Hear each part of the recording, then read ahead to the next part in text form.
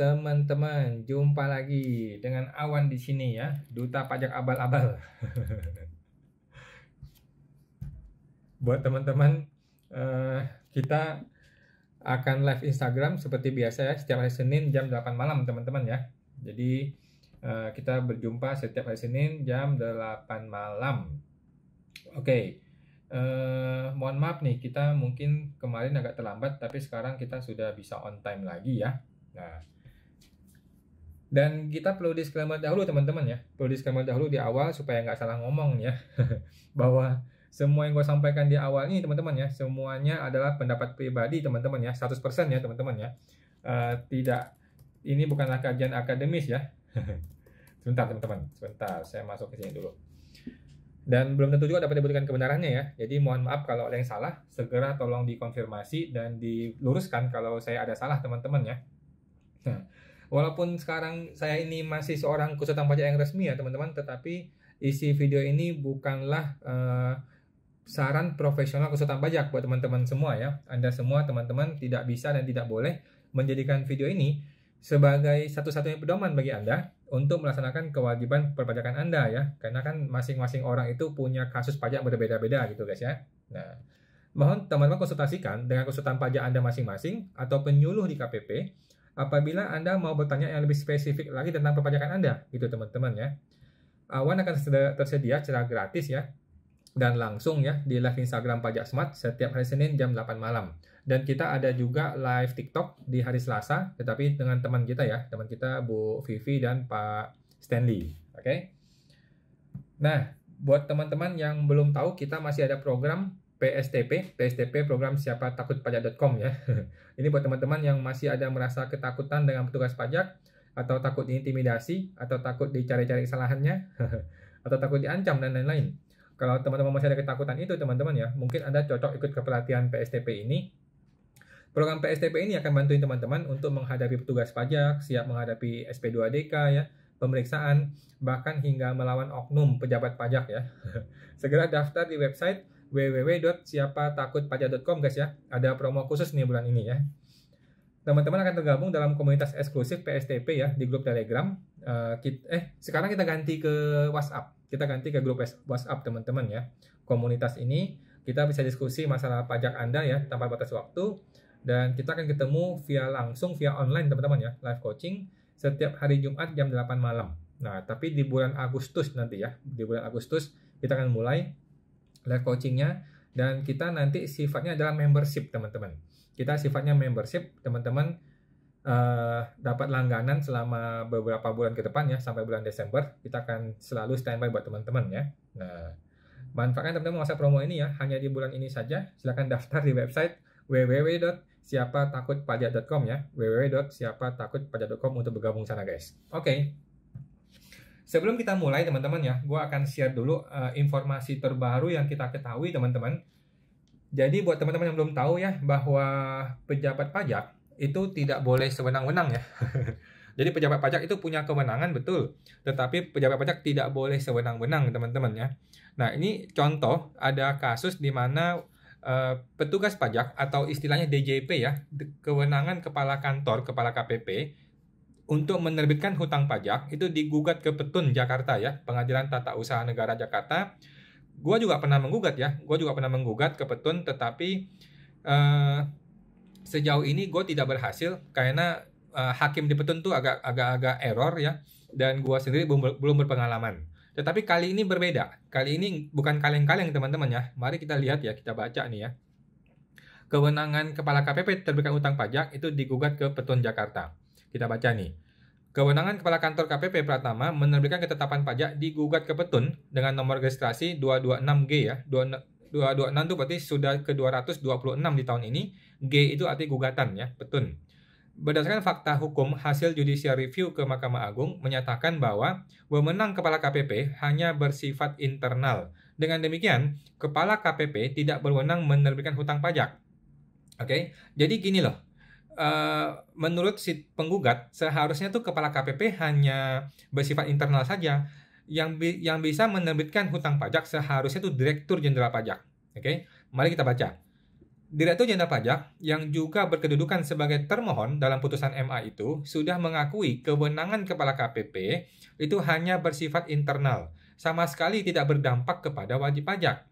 Artinya, SKP itu tidak boleh ditagih oleh jurusita pajak, katanya tim kuasa hukum para penggugatnya, ya Pak Cuaca Teger, Pak Timbul Siahaan, dan Bapak Luther Sihotang kepada sejumlah pers. Jadi buat teman-teman yang belum tahu ya, Pak Cuaca, Pak Timbul, Pak Luther ini para senior yang kemarin memenangkan kita di Mahkamah Konstitusi ya teman-teman ya. Putusan Mahkamah Konstitusi 83 itu dimenangkan oleh wajib pajak berkat Pak Cuaca, Pak Luther dan teman-teman ini. Beberapa putusan pra-peradilan pengadilan negeri juga sudah menyatakan kewenangan Kakanwil dan Direktur Penegakan Hukum Ditjen Pajak menerbitkan surat perintah pemeriksaan bukti permulaan tindak pidana perpajakan hanyalah bersifat internal dan tidak dapat diberlakukan kepada wajib pajak. Nah, cilakalah. Hal ini sudah terlihat dalam putusan pra-peradilan Pengadilan Negeri Medan ya, nomor 24 dan Pengadilan Negeri Bandung nomor 7 ya, katanya Pak Cuaca. Menurut Pak Cuaca, gugatan ini diajukan sebagai jalan terbaik dengan harapan agar DJP dan wajib pajak lebih mendapatkan kepastian hukum sesuai asas self-assessment dan asas no taxation without representation. Maksudnya, pajak itu tidak boleh dikenakan tanpa dasar hukum, sesuai Undang-Undang Dasar 45 dan Undang-Undang HPP. Dikatakan, sebenarnya itu kami sudah beberapa kali menunjukkan putusan MA dan pengakuan Dirjen Pajak dan bertanya kepada seksi penagihan, mengapa sih hutang pajak tersebut ditagih? Lalu, seksi penagihan menjawab, akan menyampaikan pertanyaan tersebut kepada atasannya, dan jangan harap lu mendapat jawabannya ya, seperti biasa ya, si oknum-oknum ini ya. Kami disuruh menunggu jawaban, dan ternyata sampai saat ini KPP belum memberikan jawaban resmi katanya. Ya jangan haraplah dibalas sama si oknum. Merujuk kepada putusan JR-nya MA, asalkan penagihan patuh kepada peraturan, sebenarnya ketetapan pajak tersebut hanyalah bersifat internal dan sesungguhnya tidak dapat ditagih apabila ditagih dengan cara memblokir rekening wajib pajak, kata Pak Cuaca Teger ya, yang pernah memenangkan juga uji materi pasal 43A ya Undang-Undang KUP perihal pemeriksaan bukti permulaan tindak pidana perpajakan kemarin ya, di bulan Februari kemarin sudah dimenangkan oleh Pak Cuaca ya.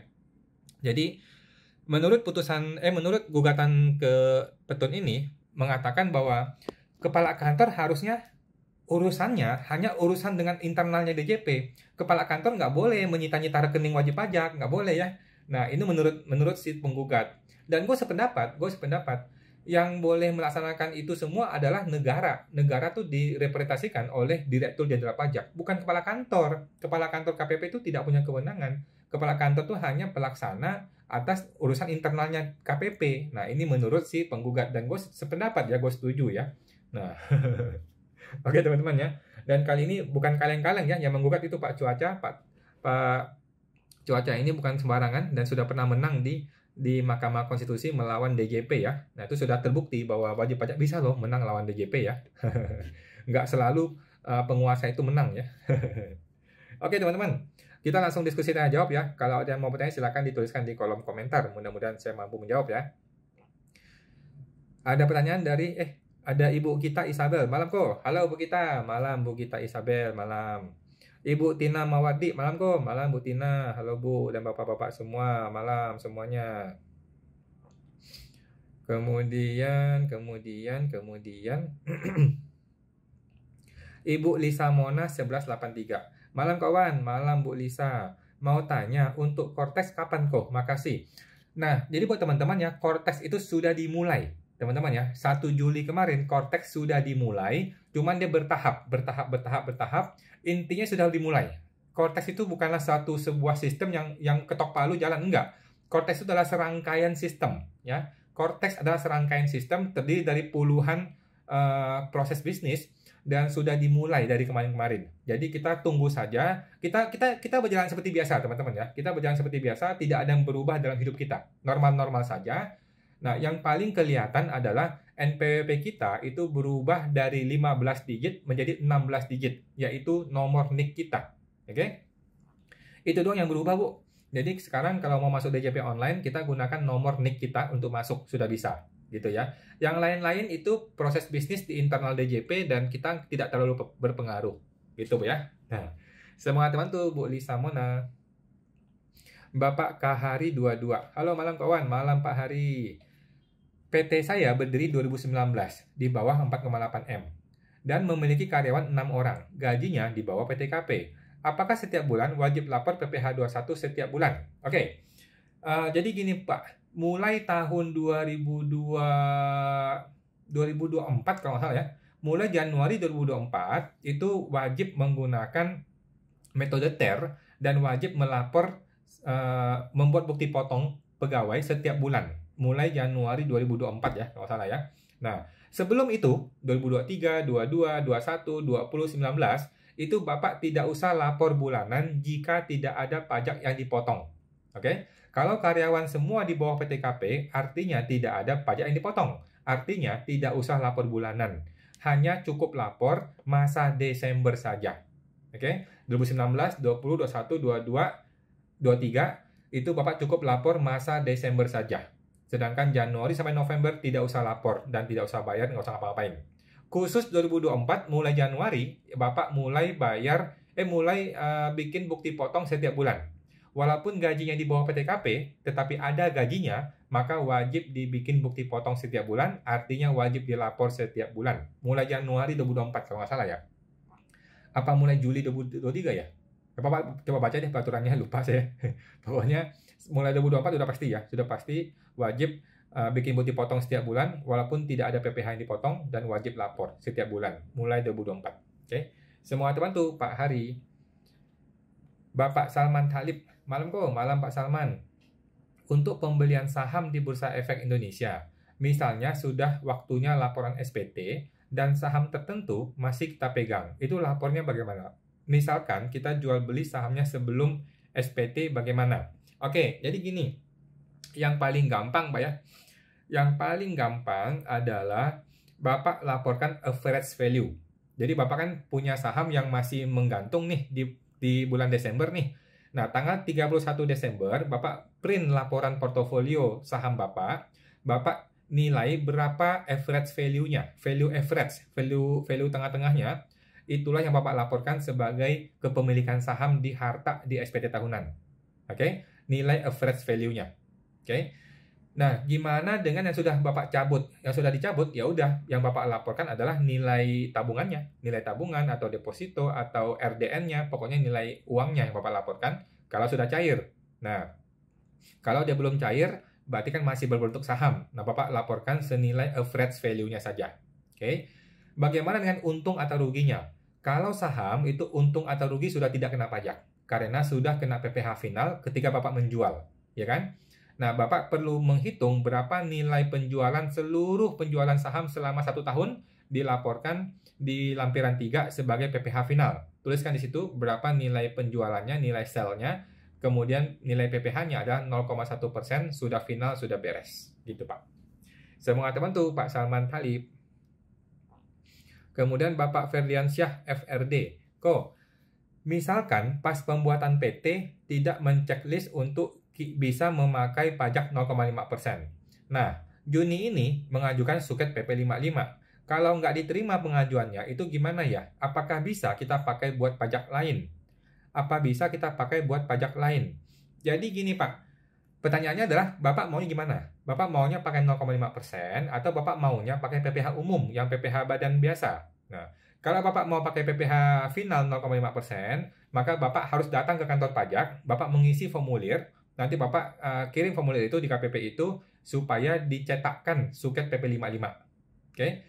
Kalau Bapak maunya PPh umum, maka Bapak tinggal memilih di KSWP yang namanya memilih menggunakan PPh umum. Ya sudah, gitu aja, gampang ya.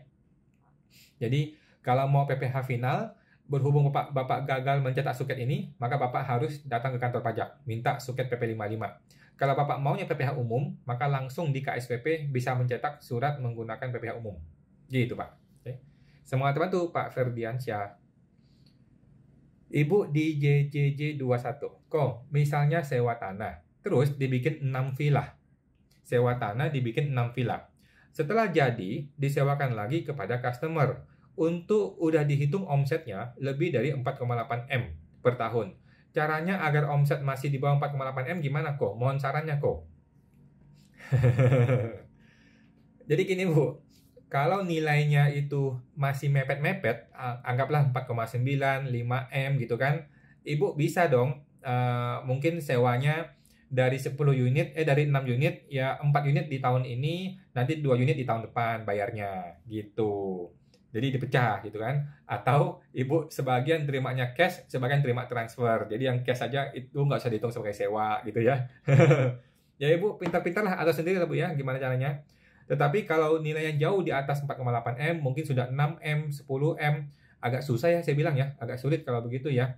Ya udahlah PKP nggak apa-apa lah, bantuin negara lah Bu, bantuin Pak Jokowi bikin IKN kan nggak apa-apa ya, sebagai warga negara yang baik ya. Gitu deh Bu. Ya terpaksa begitu Bu. Ya terpaksa kalau memang mau di bawah 4,8 dipaksain, dipecah omset atau dipecah 2 tahun yang berbeda gitu. Atau sebagian disewa pakai PTP, sebagian di pribadi supaya omset berpisah. Begitu sih Bu, terpaksa ya. Semua teman tuh Bu di JJ. Ibu Rini Apriani, webnya nggak nemu ya? Web yang mana ini Bu ya? Mohon maaf, webnya saya. Kalau webnya saya, Ibu tinggal buka www.siapatakutpajak.com ya. Kalau webnya saya ya, www.siapatakutpajak.com. Kalau websitenya pajak kan DJP online ya, seperti biasa. Oke, nah semua teman tuh Bu Rini, Ibu Clara Nio, Pak Awan, saya pemilik UMKM CV, omsetnya 4,5M, untung bersihnya 15%, potong biaya hidup sisa 300 juta, untung bersih. Untuk pelaporan harta tahunan, apakah perlu dilaporkan bertambah atau tidak? Thank you Pak. Oke. Jadi Ibu mesti memisahkan Bu ya antara CV dengan pribadi. Ini barang yang berbeda ya. CV ya CV, pribadi ya pribadi. Oke. Sekarang keuntungannya CV itu 15%. Itu keuntungan CV tidak bisa Ibu pakai untuk biaya hidup, nggak bisa.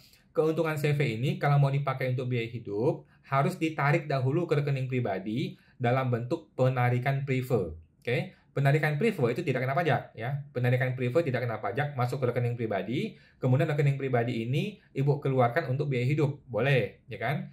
Kemudian yang dilapor di SPT tahunan itu apa? Yang dilapor di SPT tahunan adalah kondisi saldo rekening per tanggal 31 Desember. Oke? Tanggal 31 Desember kondisi saldo rekeningnya berapa? Kalau bertambah ya bertambah, kalau berkurang ya berkurang. Gitu, Bu. Ya. Jadi saldo rekening 31 Desember dilapor sesuai dengan kondisi yang sebenarnya. Gitu, Bu.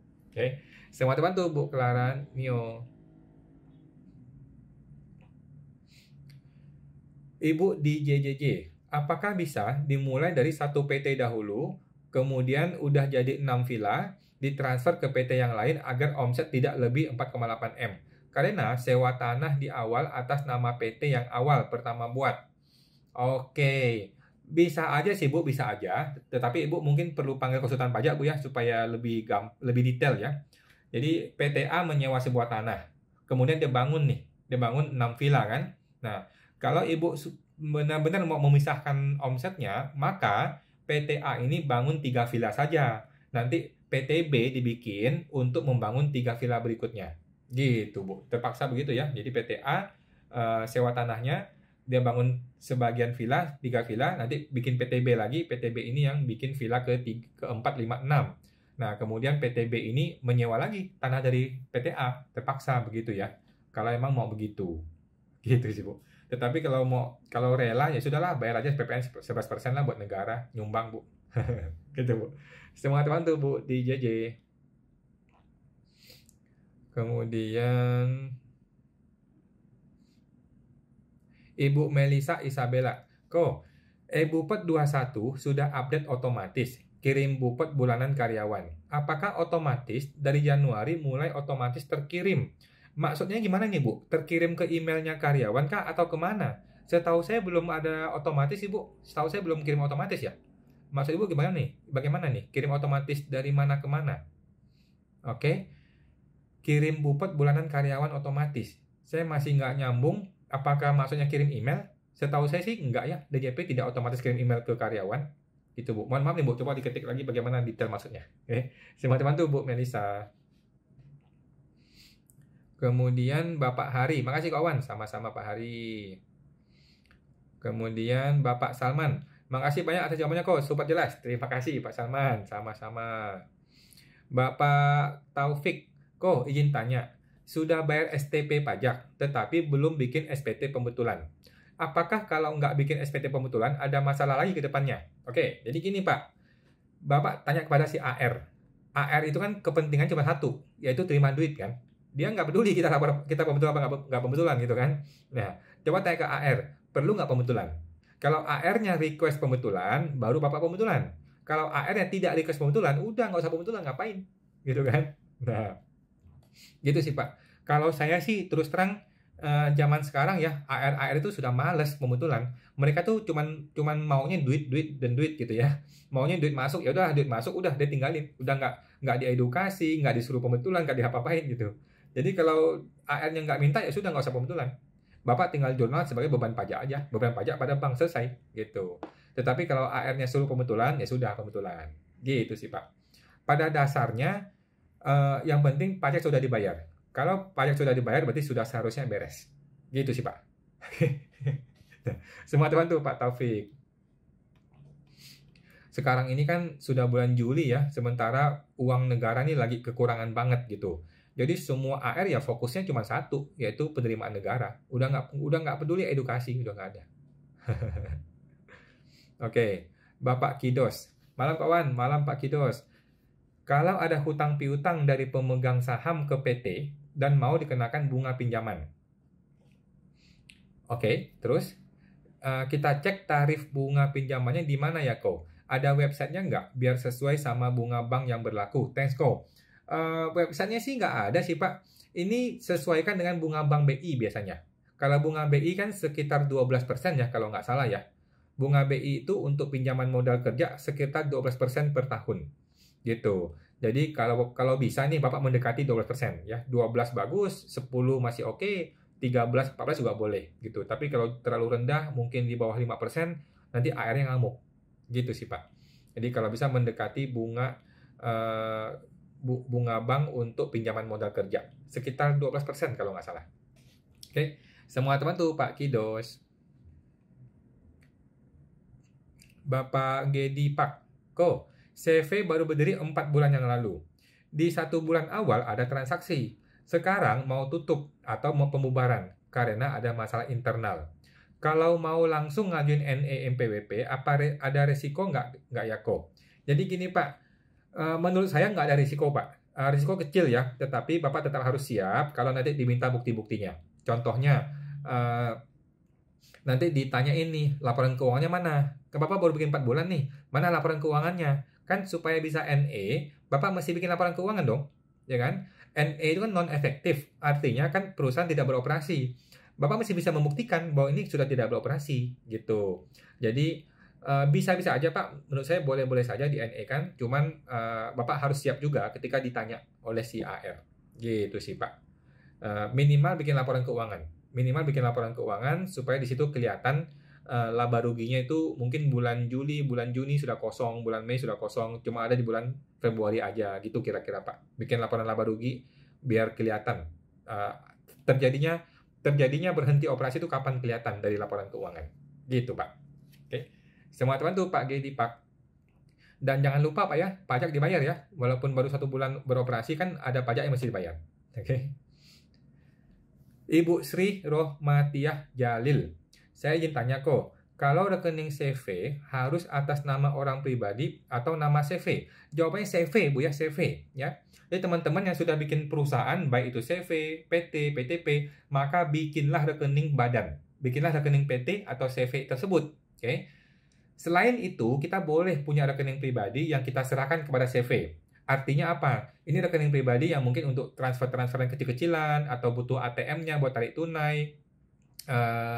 Yang mudah-mudah, yang kecil-kecil gitu ya, yang kas kecil-kecil itu boleh pakai ATM rekening pribadi gitu, karena kan ada kemudahan bisa ada ATM dan sebagainya. Tetapi rekening badan tetap wajib menurut saya Bu ya. Nah, terutama untuk uang masuk. Untuk uang masuk dari invoice kita itu selayaknya masuk ke rekening badan, jangan ke rekening pribadi, jangan ke rekening badan aja. Jadi rekening pribadi boleh dipakai oleh badan, tetapi hanya untuk keperluan kas kecil saja. Kalau saya sih gitu ya. Teman-teman tuh Bu Sri Rohmatia. Ibu Sri makasih jawabannya, sama-sama Bu. Bapak Oki HBSM. Kok gimana kalau mitra kerja kita bayar PPN ke kita, tapi kita belum cetak faktur pajaknya? Apakah kita wajib cetak fakturnya kok? Jawabannya wajib, Pak ya, wajib. Kalau kita sudah terima uang PPN dari customer, maka kita wajib untuk menyetorkan kepada negara. Wajib. Itu haknya negara, bukan hak kita. Ya kan? Kita hanya bantu memungutkan dari customer kita. Oke, kita bantu pungutin PPN-nya, kita bayar ke negara. Itu hak negara, bukan hak kita. Gitu Pak ya. Jadi kita wajib buka faktur pajaknya, kita wajib bayar PPN-nya kepada negara. Gitu Pak. Semua teman tuh Pak Oki. Bapak Theo Mary, Ibu ya, malam kawan, malam Bu Mary. Bapak Dek Geng, salam kawan, salam Pak Dek. Kalau di pemeriksaan ada temuan selisih gaji di SPT tahunan dan SPT 21 dijadikan potensi. Sedangkan gaji Januari sampai Juni itu gaji pegawai di bawah PTKP semua, sehingga tidak lapor PPh 21 bulanan. Oke, terus bagaimana Pak masalahnya? Oke, jadi Pak Degeng nggak usah khawatir, Bapak kasih kepada orang pajak daftar gaji Bapak ya, Januari siapa aja, gajinya berapa, Februari siapa aja, gaji berapa, bikin daftarnya di Excel, kasih kepada petugas pajak. Begitu Pak ya. Kalau dia masih nggak mau terima, ya kita gugat ke pengadilan. Gitu Pak, nggak ada cara lain ya. Jangan berusaha untuk negosiasi aneh-aneh. Kalau kita sudah berusaha jujur, tapi si oknum tetap pura-pura bego gitu ya, ya kita gugat ke pengadilan. Nanti biarkan hakim yang memutuskan. Gitu Pak. Oke. Semua teman tuh Pak Dek Geng. Bapak Ted Diasah. Kalau CVA sebagai pemilik modal di CVB, lalu CVB membagi labanya ke CV A ya sebagai pemilik modal, apakah dikenakan pajak atau tidak? Jawabannya tidak ya. Yang namanya pembagian prive dari CV kepada pemilik modal itu tidak kena pajak. Prive adalah tidak kena pajak. Cuman saya ragu-ragu nih, bisakah CV memiliki CV? Ini saya ragu-ragu ya. Tetapi kalau faktanya memang sudah bisa, ya sudah nggak apa-apa. Intinya sih pembayaran laba ditahan oleh CV itu tidak kena pajak. Karena itu namanya prive ya. Oke. Semua terbantu Pak Ted Diasah. Bapak Kidos. Malam kawan, malam Pak Kidos. PTX membeli Aktiva yang PPN-nya tidak dapat dikreditkan. Maka PPN tersebut dikapitalisasi menjadi nilai aset dan disusutkan. Oke, betul? Bagaimana masalahnya Pak? Oke, pertanyaannya, apakah PPN tersebut harus tetap dilapor di B3 SPM PPN sebagai PPN yang tidak dapat dikreditkan agar tidak tersisa di prepopulated? Jawabannya iya, saya setuju ya. Kalau dia muncul di prepopulated, maka alangkah baiknya kita masukkan ke dalam sistem PPN supaya dia hilang, supaya dia tidak muncul lagi di situ, ya. Bapak tinggal laporkan sebagai B3. Sudah betul, Pak? Sudah betul. Daripada menggantung, jangan deh, mending masukin B3. Sudah betul. Semua terbantu, Pak Kidos. Ibu Swayu, boleh nggak angsuran PPh 25 2024 lebih kecil dari 2023? Jawabannya boleh, Bu ya. Tetapi kita mesti tahu dari mana hitungannya, ya kan? PPh 25 itu kan berasal dari PPh badan 2023 dibagi 12, kan gitu. Kalau PPh badan 2023 itu lebih rendah daripada 2024, ya otomatis PPh 25 juga akan turun. Gitu, Bu ya. Jadi secara teori boleh-boleh saja, secara praktek boleh-boleh saja. Cuman kan ada hitungannya ya, nggak sembarang tiba-tiba turun. Gitu, Bu. Oke. Semua teman tuh, Bu Swayu 08. Ibu Melisa Isabella. Katanya, Bupet 218 nggak usah manual kirim karyawan lagi, karena karyawan bisa langsung download Bupet bulanan mereka dari DJP online masing-masing karyawan. Oh iya. Jadi si karyawan nanti di DJP online pribadinya dia akan muncul Bupet itu. Oke, tetapi kan bukan berarti kita jadi tidak perlu kirim ya. Kita sebagai pemberi kerja, sebagai perusahaan, ya kita tetap wajib kirim ke mereka semua. Gitu kan. Nanti kalau dia minta kita nggak mau kasih kan repot juga. Ya sudah, kita tetap berkewajiban untuk mengirimkan itu ke masing-masing karyawan. Walaupun memang pada faktanya nanti katanya nih ya, Cortex itu akan langsung memunculkan itu di SPT pribadi dia. Itu betul ya. Di e-form nanti muncul. Di e-form pribadi dia akan muncul bukti potong dari tempat dia kerja. Gitu sih. Cuman ya kita sebagai pemberi kerja ya kasih aja lah. Ya kan. Semua teman tuh Bu Melisa. Bapak Bugi Prada. Malam kawan, malam Pak Bugi. Untuk usaha tracking pengiriman dengan plat kuning, apakah wajib menjadi PKP? Terima kasih kok. Setahu saya tidak ya, kalau punya omset masih di bawah 4,8 M. Setahu saya tidak. Nah, cuman memang plat kuning ini sekarang sudah jadi JKP ya, jasa kena pajak setahu saya ya. Cuman nanti dia tetap dibebaskan sih, tetap dibebaskan dari PPN, cuman dia menjadi wajib PKP kalau sudah punya omset lebih dari 4,8 M. Setahu saya begitu, Pak. Oke. Tetapi kalau omset masih di bawah 4,8 ya tetap tidak perlu PKP. Gitu. Oke. Semangat bantu Pak Bugi. Ibu Swahyu 08. Kalau mau ajukan pengurangan angsuran PPh 25, apa syarat dan bagaimana prosedurnya kok? Oke, yang pertama Ibu mesti bikin laporan laba rugi dari Januari ke Juni, ya kan? Yang kedua, laporan laba rugi ini Ibu performakan diperpanjang sampai bulan Desember. Jadi laporan laba rugi Januari ke Juni dikalikan 2. Oke. Nah, kemudian dapat dong hitung-hitungan PPh badan untuk 2024. Nah, kemudian PPh badan ini Ibu kurangkan dengan PPh 25 yang sudah dibayar dari Januari sampai bulan Juni. Oke, dapatlah kurang bayar yang seharusnya dibayar bulan Juli ke bulan Desember kan? Ini dibagi 6. Dapatlah angka PPh 25 yang seharusnya dibayar mulai masa Juli ke masa Desember. Udah gitu, Bu. Nanti kemudian Ibu bikin surat permohonan. Ini nggak ada standar ya, nggak ada template. Surat permohonan pengurangan PPh 25 dilampirkan dengan laporan laba rugi performa ini. Kemudian kita tunggu deh, maksimal 1 bulan 30 hari akan dikirimkan surat balasan dari KPP. Gitu, Bu. Oke. Semangat bantu, Bu Swayu 08. Ibu Tio Mary 7. Kok mau tanya, kalau baru bikin NPWP, tapi bulan berikutnya terlanjut bayar pajak bulanan, padahal omsetnya belum sampai 500 juta, itu bagaimana kok? Saya ulang nih ya. Kalau baru bikin NPWP, tapi bulan berikutnya terlanjur bayar pajak bulanan, padahal omset belum mencapai 500 juta. Itu bagaimana kok? Saran saya nggak ada masalah sih, Bu. Ya sudah, nggak apa-apa. Bayar aja nggak apa-apa. Nanti setelah melewati 500 juta, Ibu bayar. Ibu baru bayar lagi gitu ya. Itu ya nggak apa-apa lah, Bu. Yang penting omset masih kecil-kecilan mah nggak ada masalah lah ya. Opsi kedua adalah Ibu PBK ya, pemindah bukuan. Yang sudah dibayar ini Ibu pindah bukukan ke masa Desember.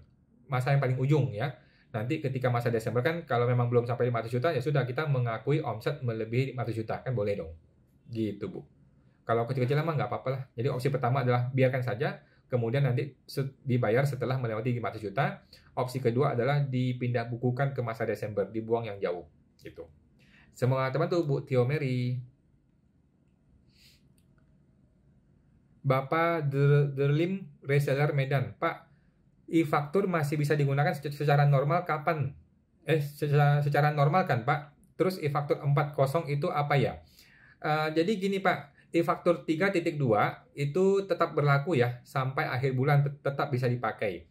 Jadi nanti Bapak akan perlu update e-faktur di akhir bulan Juli ini, sekitar tanggal 21 sampai tanggal akhir Juli ya, 30 Juli gitu. Bapak punya waktu untuk mengupdate. Jadi Bapak akan mengupdate aplikasi e-faktur menjadi kode yang 4.0 ya, menjadi versi 4.0. Ciri khas utamanya adalah PPN berubah menjadi 16 digit. Oke, ciri khas utamanya PPN berubah menjadi 16 digit. Gitu, Pak. Saat ini masih normal ya. Saat ini masih normal, sampai akhir bulan masih bisa. By the way, NPWP 15 digit itu masih bisa dipakai ya sampai bulan Desember. Gitu. Jadi nggak usah terburu-buru teman-teman ya.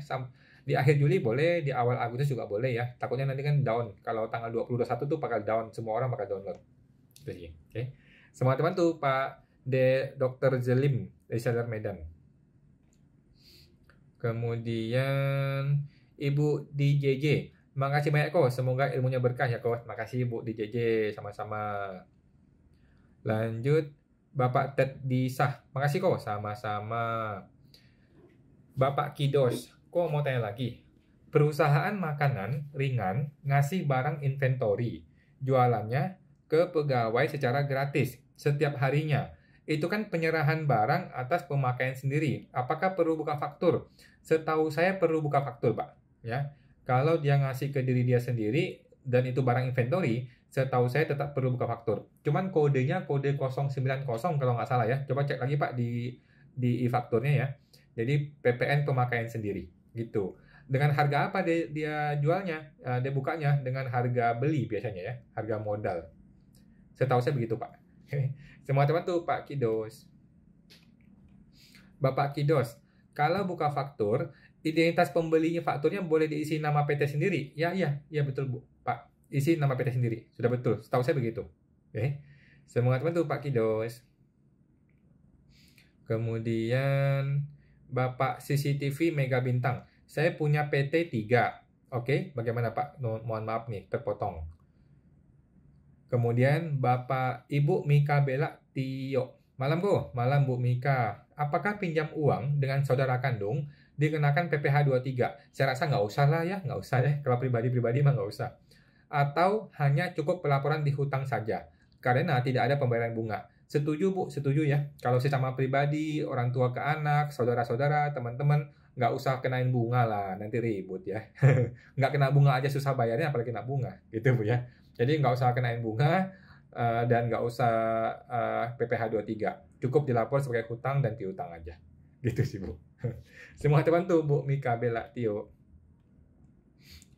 Ibu Yulsemo, kok mau tanya, baru buat NPWP, tapi di rekening saldonya miliaran. Bayar pajaknya mundur atau mulai tahun 2024. Silakan dipilih, mau mundur boleh, mungkin lebih ringan pajaknya. Kalau mau 2024 aja juga boleh, gitu sih. Nah, lebih baik sih ikuti kondisi sebenarnya. Jadi kondisi sebenar bagaimana? Kalau kondisi sebenarnya itu memang dia sudah usaha bertahun-tahun yang lalu, boleh mundur. Tetapi kalau kondisi sebenarnya dia itu baru mulai usaha tahun ini, ya jangan mundur ya, langsung tahun ini juga boleh, gitu Bu. Tinggal dihitung aja mana yang lebih efisien, mana yang lebih enak, gitu sih Bu. Oke. Semua teman tuh Bu Yosemo. Ibu Lisa Mona, kok jadi Cortex dan DJP itu satu aplikasi di dalam DJP online itu? Jawabannya bukan, Bu ya. Mohon maaf nih. Cortex bukanlah nama sebuah aplikasi. Cortex bukanlah nama sebuah barang. Cortex itu adalah nama sebuah sistem. Sistem yang terdiri dari banyak produk.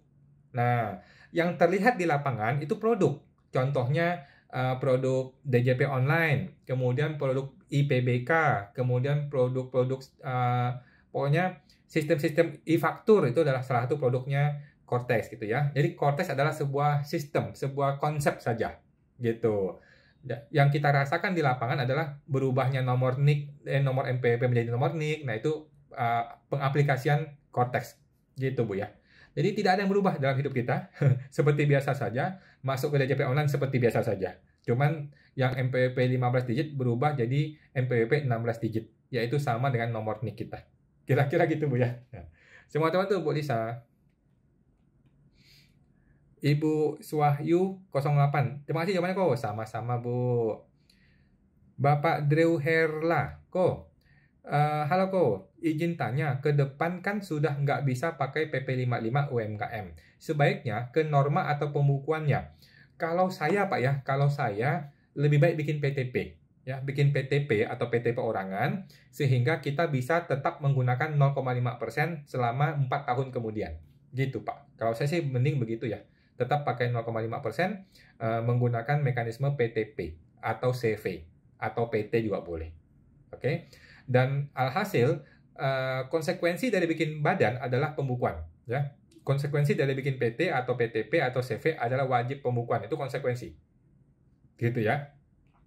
Kalau tidak mau ribet bikin pembukuan, maka kita harus masuk ke norma. Tetapi norma itu pajaknya bisa 10 kali lipat daripada yang sekarang. Jadi terlalu jauh. Gitu Pak.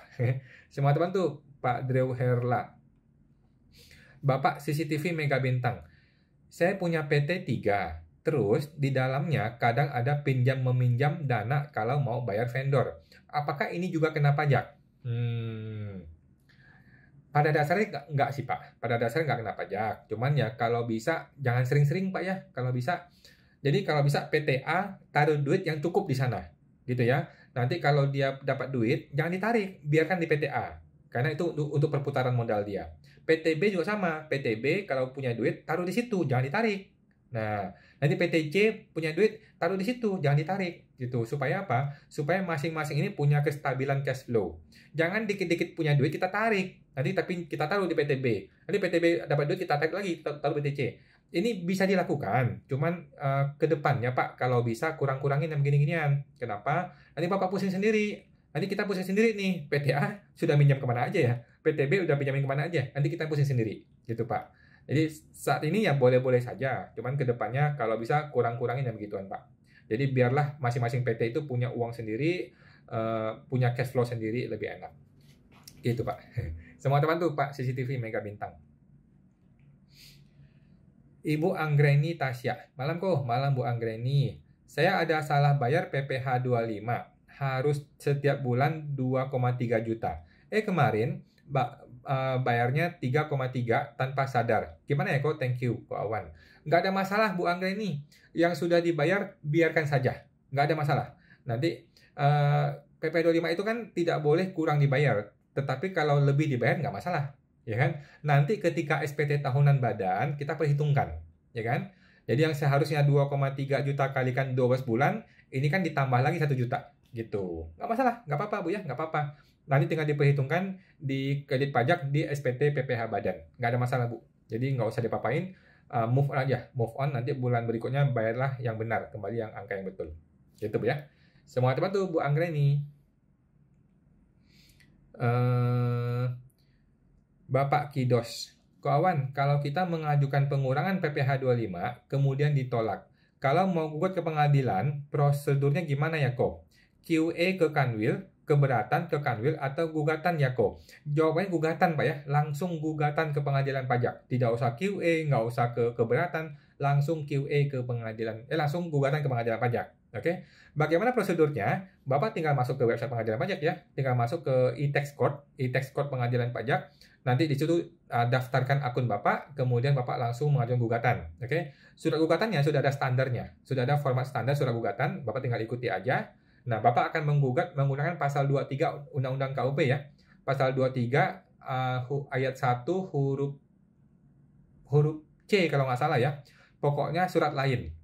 Bapak masukin gugatannya untuk surat lain, oke, bukan SKPKB ya. Nah, nanti di situ Bapak jelaskan masalahnya apa. Terus menurut Bapak bagaimana? Kemudian petitumnya apa? Petitumnya adalah untuk membatalkan surat tersebut ya, membatalkan surat penolakan tersebut. Gitu Pak.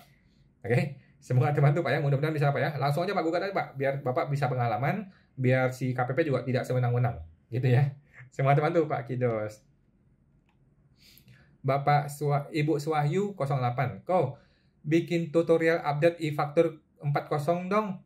Jangan khawatir Bu ya, sudah ada Pak Faris Yustian itu akan mengupdate setiap hari untuk Ibu. Nah, Bapak Ibu tinggal follow atau subscribe Bapak Faris Yustian di YouTube-nya Pak Faris. Kemudian ada Pak Hendra dan teman-teman yang lain juga banyak sih Bu. Ya, tinggal follow mereka atau subscribe mereka. Pak Faris Yustian pasti akan membantu, setiap hari dia ada update. Jangan khawatir Bu, kalau untuk teknis e-faktur Pak Faris jagoannya. Oke. Nah, semua teman tuh Pak Ibu Suwahyu 08. Bapak Dr. Slim, thank you kok, sama-sama Pak. Ibu Mika Bella, thank you kok, sama-sama Bu. Ibu DJJ 21, kok berarti sekarang di awal nggak apa-apa ya, pakai satu PT aja dulu. Nanti setelah berjalan baru buat PT lagi. Tapi gimana kok, kan sewa tanah di awalnya atas nama PT yang awal. Kalau bikin PTB lagi berarti bayar PPh. Betul Bu ya, jadi opsi pertama adalah PTA nanti menyewakan setengah tanah itu kepada PTB. Atau PTA membatalkan sewa setengahnya dan kemudian si PTB lah yang menyewa. Gitu kan, supaya tidak kena double tax. Jadi PTA itu membatalkan setengah bagian sewanya, nanti sewa itu dialihkan ke PTB. Nah, kemudian PTA membangun 3 unit, PTB membangun 3 unit. Gitu Bu. Oke, nah, semua teman tuh Bu DJJ. Ibu DJJ, final 4 ayat 2 lagi kepada PT yang awal ya kok. Iya betul, kalau PTA sewain ke PTB ya maka menjadi double 2 kali bayar sewa. Jadi solusinya adalah PTA bisa membatalkan setengah bagian sewanya, tetapi dialihkan ke PTB. Gitu. Oke. Semua teman tuh Bu DJJ. Ibu Melkasi, malam Pak. Halo Bu Melkasi, malam. Ibu Tio Mary 7. Kok kalau anak KPR rumah atas nama orang tua sudah jalan 3 tahun, tetapi belum pernah dilaporkan di SPT anak ataupun orang tua. Saya ulang nih ya. Anak KPR rumah atas nama orang tua sudah jalan 3 tahun, tapi belum pernah dilaporkan di SPT anak ataupun orang tua. Oke, terus terpotong Bu Tio ya. Oke, jadi Bu Tio nggak ada masalah. Dia perlu menyusun ulang kapan dia mulai DP-nya, cicilan per bulannya berapa, kemudian dia akan laporkan di SPT si anak. Boleh, mau dilaporkan di SPT orang tua juga boleh. Kalau dilaporkan di SPT anak kan berarti sudah beres karena itu uangnya dia. Tetapi kalau dilaporkan di SPT orang tua berarti ada mekanisme hibah dari anak kepada orang tua. Gitu sih. Pada dasarnya yang penting adalah penghasilan si anak sudah bayar pajak. Itu yang penting. Kalau penghasilan anak sudah bayar pajak, maka si anak langsung tinggal melaporkan saja. Melaporkan di SPT dia, bisa pembetulan, kemudian atau dilapor di SPT-nya ayah juga boleh, pembetulan aja. Nggak ada masalah, Pak. Yang penting penghasilannya nih, penghasilan sudah dibayar pajak, itu yang penting. Oke? Semua teman tuh Bu Tio Mary, Ibu Kidos, kawan yang tadi pemakaian sendiri, kan kita buka faktur identitas pembelinya itu diri sendiri. Jadi dapat PPN masukan buat diri sendiri. PPN masukannya boleh dikalikan nggak ya kok? Nggak bisa Bu ya. PPN untuk pemakaian sendiri itu tidak dikalikan. Setahu saya begitu Bu ya. Setahu saya ya. PPN untuk pemakaian sendiri itu tidak dapat dikreditkan. Tapi tinggal dipilih aja. Kan tinggal dicentang, dihilangkan, masuk ke bagian yang tidak dikreditkan. Itu Bu. Semoga teman tuh Bu Kidos. Bapak Drew Herla. Thank you kok. Sangat mencerahkan. Terima kasih Pak. Kalau Cortex itu apa bisa kelihatan di DJP online nggak ya? Kalau non PKP yang terbit faktur PM-nya. Sejauh ini belum. Sejauh ini belum Pak. Kita tunggu ya. Mudah-mudahan ke depan akan bisa setransparan itu. Kita berharap banget deh. Jadi tidak tiba-tiba muncul SP2DK kan. Kita juga bisa memantau sendiri. Kan maunya gitu. Ya, mudah-mudahan bisa Pak ya. Pelan-pelan nih. Cuma teman tuh Pak Drew Herla. Bapak Yulsemo, kok mau tanya lagi. Direksi, apakah dapat gaji dari CV? Jika tidak dapat gaji, namun sudah dilapor, apakah mesti pembetulan? Oke, jadi gini Pak. Kalau pendiri CV, itu tidak bisa dapat gaji. Oke, kalau pendiri CV terima uang, itu namanya prive, bukan gaji. Oke, nah pertanyaannya adalah direksi ini, apakah direksi pendiri CV atau direksi yang memang digaji profesional? Kalau direksi yang digaji profesional, berarti boleh-boleh saja digaji, kan? Tetapi kalau direksi ini adalah pendiri CV, salah satu komanditer, maka dia tidak terima gaji alias dia terimanya prive. Nah, pertanyaannya, gimana kalau sudah dilapor sebagai gaji? Jawabannya tidak masalah, ya, tidak masalah, tetapi beban gaji itu menjadi tidak dapat dibiayakan secara pajak. Nah, beban gajinya perlu dikoreksi fiskal positif, gitu Pak. Dikoreksi fiskal positif sehingga beban gaji itu menjadi tidak dihitung secara pajak. Gitu doang sih. Sedangkan laporan keuangan internal ya nggak ada masalah. Gitu sih Pak. Oke, semua teman tuh Pak Yulsemo. Ibu Henigun, kok mau tanya. Kalau dapat surat teguran atas PPh 25 karena telat bayar, sedangkan tidak pernah dapat surat tagihan, bagaimana cara bayarnya kok? Sedangkan di surat teguran tidak ada ID billing buat bayar. Oke, di surat teguran Bu, apakah ada ininya? Apakah ada nomor STP? Kalau ada nomor STP atau nomor SKP, maka Ibu bisa kok bikin e-billing sendiri ya. Bikin e-billing sendiri PPh 25 tetapi kode 300. Gitu Bu. Boleh kok bikin e-billing sendiri ya. Kalau tidak ada nomor STP-nya, maka Ibu boleh minta ke AR. Minta ke AR, mana sih nomor STP saya mau bayar sendiri. Gitu. Atau minta AR bikinin e-billing juga boleh. Kalau AR-nya baik. Gitu Bu. Pada dasarnya nggak ada masalah. Oke. Semua teman tuh Bu Henny Gun. Bapak Lanjaya, Ibu Lanjaya. Kawan, kalau UMKM tahun depan sudah harus pembukuan. Jawabannya tidak wajib ya. Jadi UMKM tuh boleh memilih, mau pembukuan boleh, mau tidak pembukuan boleh. Kalau pembukuan, maka pajak dihitung dari laba bersih di pembukuan. Kalau dia tidak pembukuan, maka pajak dihitung dari laba bersih, yang mana laba bersih ini menggunakan metode norma. Gitu. Di PER 17 tahun 2015. Nah, kemudian kalau bikin MPWP atas nama anak, bisa 7 tahun lagi pakai 0,5%. Betul, Bu ya. Kalau pakai pembukuan ribet ya. Kalau saya sih Bu ya, saya lebih senang pembukuan. Karena transparan gitu kan. Tetapi kalau Ibu merasa ribet pembukuan, maka Ibu sudah betul nih, gunakanlah MPWP anak bisa dapat 7 tahun lagi 0,5%. Atau MPP istri itu bisa 0,5% 7 tahun lagi kalau si istri itu belum pernah punya MPP. Itu bisa dipakai kalau mau gitu ya. Sedangkan pembukuan boleh juga kalau bisa. Kalau nggak mau pembukuan ya sudah, bikin nama anak atau nama istri. Oke, dapat 7 tahun lagi. Semua terbantu Pak Ibu Lanjaya.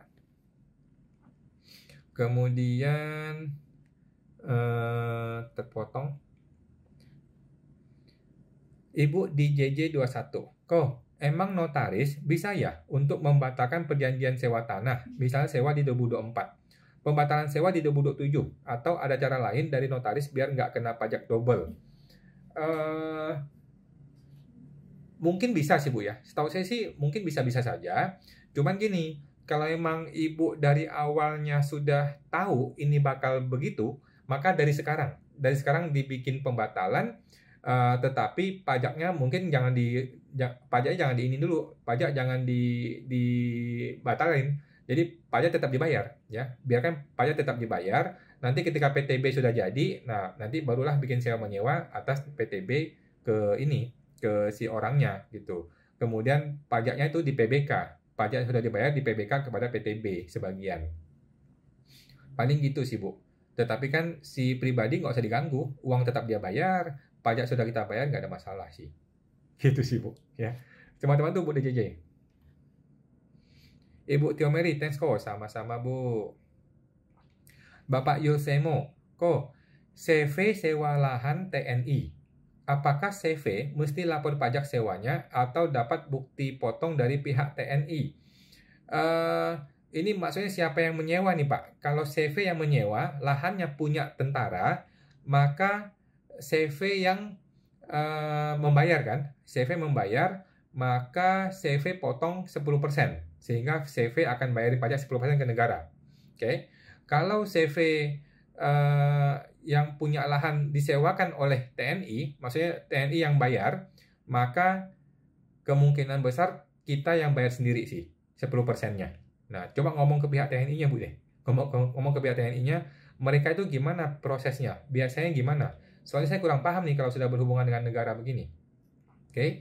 Atau kalau Ibu mau lebih paham lagi, coba di email Bu, di email ke informasi@pajak.go.id ya, email ke informasi@pajak.go.id untuk menanyakan hal ini. Nanti dari informasi akan balas kepada Ibu dasar hukumnya apa, hitung-hitungannya bagaimana.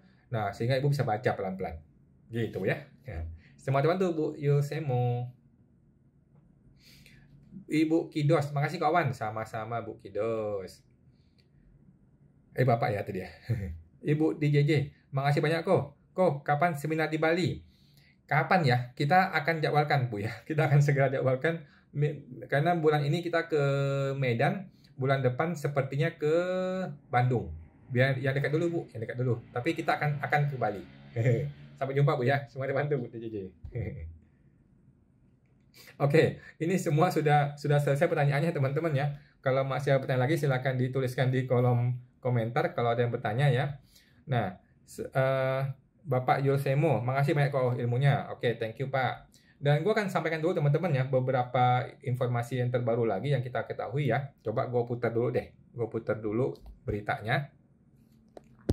Nah, ada berita lagi nih. Jadi Cortex DJP bilang penuhi syarat WPOP tidak perlu lapor SPT tahunan PPH lagi. Nah ini luar biasa nih, ini luar biasa ya. DJP bilang kalau penuhi syarat WPOP tidak perlu lapor SPT tahunan PPH lagi. Ini informasi yang menyesatkan teman-teman ya. Ini seolah-olah orang tidak perlu lapor SPT pribadi lagi. Padahal nggak begitu maksudnya. Coba kita baca. Ketika Cortex diimplementasikan, penyampaian SPT dilakukan melalui portal wajib pajak DJP kan. DJP mengatakan untuk pelaporan SPT melalui portal WP ada sejumlah perbedaan dibandingkan dengan yang berlaku saat ini. Salah satunya terkait dengan wajib pajak yang memenuhi syarat untuk tidak perlu menyampaikan SPT tahunan. Pelaporan menggunakan portal wajib pajak pada sistem Cortex nih ya, memiliki sejumlah perbedaan dibandingkan dengan yang sekarang ini. Antara lain, WPOP yang memenuhi syarat tidak perlu menyampaikan SPT tahunan PPH, kata DJP. Kita baca lagi nih. Terkait hal tersebut, belum ada penjelasan lebih detail dari DJP. Kacau nih DJP nih. Udah bikin berita tapi nggak ada penjelasan lebih lanjut. Oke. Jadi di Undang-Undang KUP ya, setiap wajib pajak wajib mengisi SPT dengan benar, lengkap, jelas, bla bla bla ya. Dikecualikan dari kewajiban adalah wajib pajak pajak penghasilan tertentu yang diatur atau berdasarkan peraturan Menteri Keuangan. Jadi pada prinsipnya setiap wajib pajak menyampaikan SPT ya, wajib bikin SPT. Namun dengan pertimbangan efisiensi atau lainnya, Menteri Keuangan dapat menetapkan wajib pajak PPH yang dikecualikan dari wajib pajak dari menyampaikan SPT ya. Jadi ini berita nih dari awal sampai tengah belum ada kabar. Maksudnya bagaimana sih? Masih nggak jelas. Ya nggak sih? Misalnya WPOP yang menerima atau memperoleh penghasilan di bawah PTKP. Ini katanya tidak perlu membuat SPT tahunan pribadi. Ini mah dari zaman dulu juga begitu, ya kan? Dari dulu juga begitu kan? Orang yang di bawah PTKP tidak wajib lapor SPT toh. Nah, kemudian apalagi itu? Ada 2 kriteria ya, ada 2 kriteria. Yang pertama adalah orang pribadi yang dalam 1 tahun pajak menerima atau memperoleh penghasilan neto tidak melebihi PTKP, ya. Jadi kalau dalam setahun penghasilan di bawah PTKP, maka dia tidak perlu lapor SPT tahunan. Ini mah tidak perlu nunggu Kortex. Dari kemarin juga sudah seperti itu toh. Nah, kemudian yang kedua adalah wajib pajak orang pribadi yang tidak menjalankan kegiatan usaha atau tidak pekerjaan bebas ya terhadap WP yang memenuhi kriteria kedua ini dikecualikan dari menyampaikan SPT masa PPH pasal 25. Kok malah pasal 25 yang dibahas? Oke, jadi nggak jelas teman-teman, itu beritanya aneh. Jadi jangan sampai teman-teman termakan sama berita seolah-olah orang pribadi itu tidak perlu lapor lagi sejak adanya Kortex. Padahal nggak begitu teman-teman ya. Walaupun Kortex sudah berlaku, yang namanya SPT tahunan orang pribadi tetap wajib dibikin sendiri. Tidaklah otomatis dan tidaklah ada aturan yang mengatakan lu tidak perlu lapor SPT tahunan. Nggak juga ya. Kalau kecuali lu sudah NE. Kalau lu sudah NE, sudah tidak punya penghasilan atau penghasilan di bawah PTKP dan tidak punya harta, maka boleh mengajukan NE. Nah, sehingga tidak perlu lapor SPT tahunan. Tetapi selama MPP masih aktif, Anda tetap wajib lapor SPT tahunan. Dan lapor mandiri ya, tidak otomatis dibantu oleh DJP. Oke. Bapak Ted Disah, Ibu ya. Kok, jangan lupa main-main ke Pontianak. Siap Bu, kan saya orang Singkawang ya. Saya orang Singkawang, jadi kita sangat-sangat ingin ke Pontianak ya. Cuman kita masih berpikir, Pontianak kan jauh juga ya, jauh juga ke sana. Kemudian ada nggak yang mau ke seminar kita di Pontianak? Kita masih mikir sih ya, masih mikir. Tetapi saya sangat-sangat ingin ke sana ya, karena kan gue orang Singkawang ya. Thank you Pak Ted, sampai jumpa di sana ya kalau kita ke Pontianak ya. Oke. Bapak Drew Herla, nggak bahaya Kak ini kok, karena aset naik ya meski penghasilan di bawah PTKP. Nah itu dia, makanya walaupun penghasilan di bawah PTKP kan mungkin saja harta dia naik kan, mungkin dia terima warisan, terima hibah atau dan lain-lain kan, gitu.